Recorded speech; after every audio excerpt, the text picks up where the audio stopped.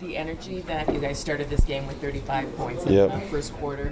Can you talk a little bit about how that momentum started this game and what the approach was for you guys? Yeah, just really come back with energy after last game. We felt like that was lacking. Our focus, our communication, our overall just energy and effort wasn't there versus Detroit.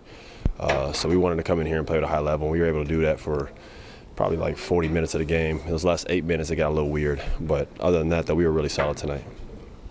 You were able to win the third quarter, which has been difficult for you guys, but then the fourth quarter, it looked like the focus was slipping a little bit. Can you talk about just trying to hold on to that? Yeah, we were up by like 20-something, and we started fouling a little bit, and that like slowed it. That last quarter lasted like an hour, it felt like. You know what I mean? It was a long quarter. It just got a little weird. Sometimes when that happens and there's a lot of fouling, guys just standing around, start talking, joking, whatever, it could just get a little, and then before you know it, they're playing desperate and free. Just a bad combination when someone's playing free like that, and the other ones are kind of like, you know, I don't know what you want to call it, but also we were passing up on shots because we were trying to like hold the ball to like let the clock run out instead of just playing basketball. I mean, we only have a 24-shot clock anyway, so we passed up a lot of open looks in the fourth. You know what I mean? So it's just a learning lesson, just to keep playing while you're up, to pretend like it's still tie.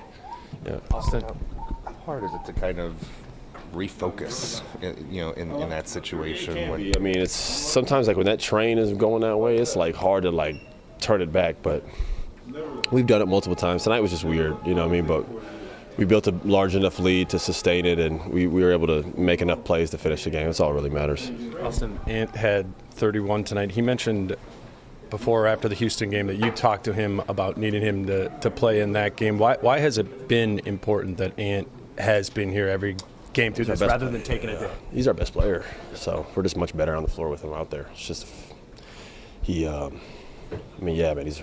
just our best player, bro. So he has a huge responsibility every night, scoring. He play makes. He also can defend when he wants to. You know, we're obviously pushing him to get better at that, but he's just, we need him on the floor. Unless it's something that he really feels like he can't go, then he's got to take care of himself. But yeah, I try to, just get him out there. And sometimes when you're sore and you play, you actually end up healing faster. When you like play through stuff, your body acclimates. When you like sit and get stiff, it gets like sore and swollen. Like playing through stuff sometimes, that's why people lift after the game. Like putting that pressure, that load on your body adjusts and learn how to take it. You know what I mean? And, we're close to All-Star break and stuff like that, where guys can get breaks and time off, and we have a back-to-back tomorrow, and after that we'll have a whole day off. That's the day he comes in, and I'm gonna make sure he don't touch a ball. You know what I mean? Just do all treatment and work like that. But when it's game time, if I can, we need our best player out there. One of those things like, and obviously some injuries you just can't play through, but can that kind of set a tone of guys really like? Yeah, it just sets the tone. That man, like this dude's invested, man. Like he's here. Like this guy's playing through injuries. No matter who we're playing. Houston's a game. A lot of guys would just sit out. Like, hey, we'll win without him or whatever. But Ant came out there, really showed us, that. When your best player is that invested, it means a lot. So I think he sets the tone. You've been in the league a long time. How unique of a player is Kyle Anderson?